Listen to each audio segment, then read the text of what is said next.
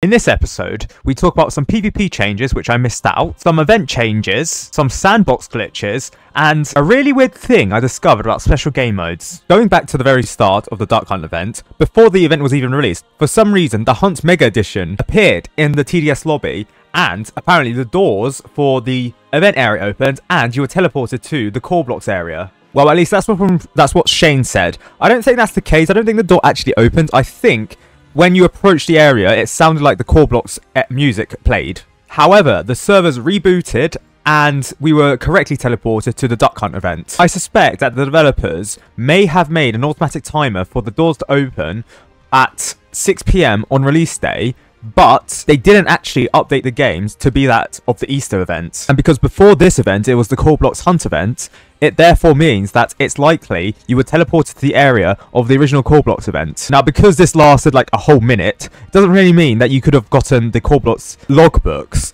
nor could you have really done Mega Edition for the core blocks hunter name tag, because you require the other name tags in the other games. You require the mega tokens from the other games, so it would have been impossible really to get that. Next, we have an issue with the name tag. So at level 29, for the glitter bomb name tag, it accidentally showed the melting ice name tag instead of the glitter bomb name tag. Now, it would be very interesting to see if anyone actually got the melting ice name tag from this game pass compared to the glitter bomb. The reason why this is the case is because the developers have actually copied over all of the base code from the Operation Ice event and ported it over to Ducky Revenge. So all of the rewards are the same, and the only thing that's actually changed is the icon for the regular and obviously the rewards. But all the Robux prices are the same.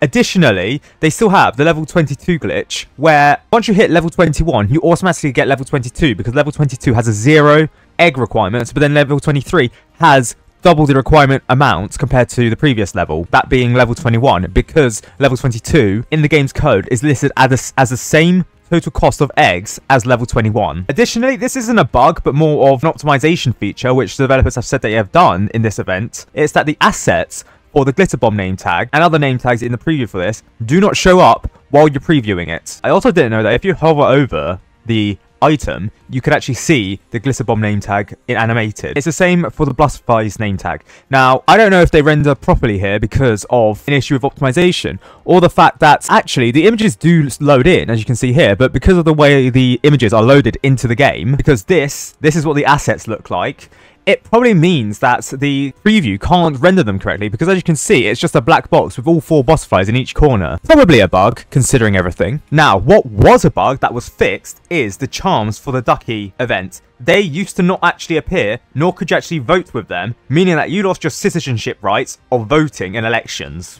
However, apparently, they have been fixed in the most crude way ever. So, for example, if I get Agent Duck here, and I place it down, yeah, I get shot out. Falling through the air. The reason for this is because when you get close to the Agent Duck, it looks like it glitches out. And for whatever reason, it only appears to glitch out when you're close to it.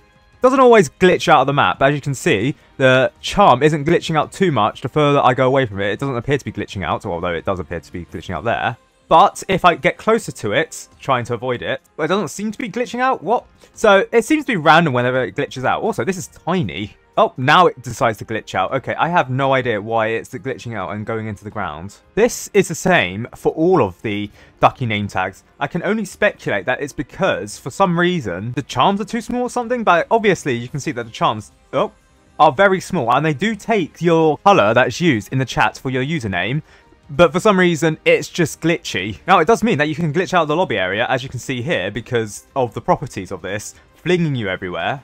Unfortunately, there's no Easter eggs to be seen by going out. So again, while the charms do actually vote now, they are still all very glitchy. Now, remember the glitch where if you equip a certain scout skin which matches up to other skins in the game, it therefore means that it glitches out and causes the other skins to appear in sandbox mode. Well, they haven't fixed that, but interestingly, they have changed the properties of it. So I have the bunny scout equipped. If you go to stats and then switch towers, you can see that all of the towers change over to be bunny, including the new bunny soldier. However, if you go to exclusive and the elf camp, yeah, Yes, for some reason, the developers have decided, okay, we are going to convert the icons of the elf camp to be that of the bunny electroshocker, indicating the fact that, yes, the elf camp, for some reason, its skins is just ported over electroshocker code. And in fact, this isn't the skin used for the electroshocker anymore. This was the 2020 version, when bunnies were first added. The current electroshocker doesn't even use this icon. It uses this icon. I mean, yes, it's enlarged, but as you can see here, this one, it's yellow. It's different to this one here, and obviously out of proportion. Now, of course, this is just a glitch, but it is a change from when previously the elf camp icons were just blank, whereas now they appear as a bunny electroshocker, or the electroshocker skins for, I believe, Hazmat and I believe Valentine's. Some enemies in admin mode or sandbox mode, they have a nil value. Not all enemies, so for example, the ghost here has 45 health, but if you go over to the ghoul, it has nil health. Other Ducky has nil health.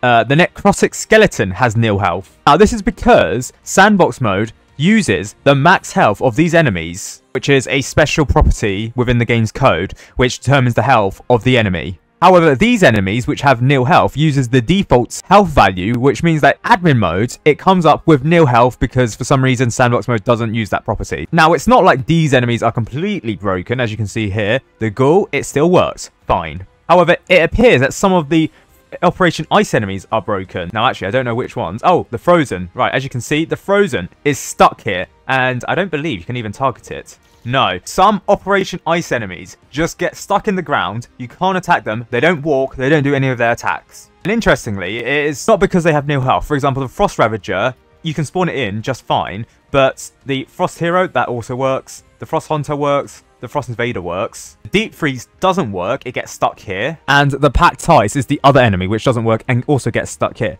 However, if you try and clear enemies, these enemies don't get cleared. For whatever reason, for somehow, the game's code for Operation Ice enemies, these 3 specific Operation Ice enemies, has broken. And for whatever reason, they're not counting as enemies because they're not being cleared. Now, in a related matter, for some reason, in PvP mode, if you have a mid-rank PvP match, which includes intermediate mode enemies, the ghoul gives out the default cash, that being 3 every 50% health. However, because the ghoul doesn't naturally appear in PvP mode, this really doesn't apply to it. What it does apply to is the Reaver, because for some reason, that also gets the default value of health.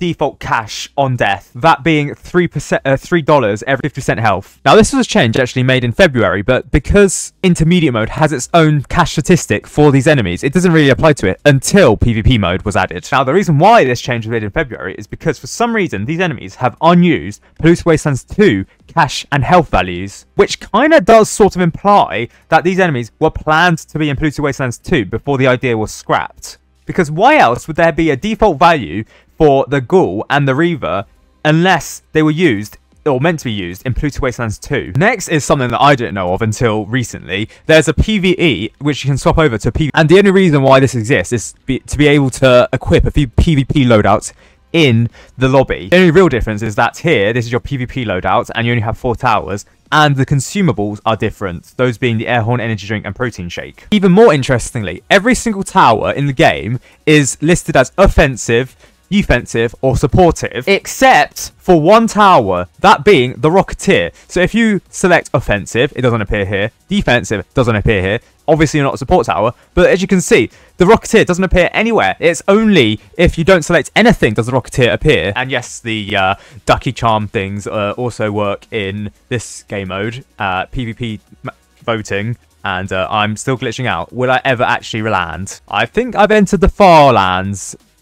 Oh, luckily I've been teleported back. Lovely. Now, what I failed to mention is that the bird's eye view that developers leaked is actually here in the top right-hand corner, right next to the event currency now. However, in PvP mode, you don't actually get any event currency. Next, something I haven't mentioned in any of these news update videos is that to beat hard mode, you need to first beat easy mode, which is the first event, actually, where you need to beat easy mode before you can complete hard mode. In all other previous events, you could have beaten hard mode before you beat easy mode. However, in this event specifically, they decided that you need to beat easy mode before you beat hard mode. This is likely because easy mode does not have a reward, so unless players are incentivized to play easy mode, with basically being forced to play it, then it's likely that fewer players would actually beat easy mode because you just automatically do hard mode. With that being said though, easy mode is significantly easier than hard mode in this event, because there's 2 less parts, and the enemies are weaker in easy mode. Finally, something that I've never seen actually addressed is that in special maps, you lose the ability to use timescale tickets now. Now, I definitely remember a time when you could have used timescale tickets in these game modes. However, now it appears to be the case where you cannot use timescale tickets anymore. So, for example, here in Polluted Wastelands 2, I can't use a timescale ticket. I also can't use consumables, but that's beside the point. In fact, in hardcore mode, timescale tickets have been disabled, but I believe that's something to do with some glitches with timescale tickets which may buff towers to the point where it's actually beneficial in hardcore mode.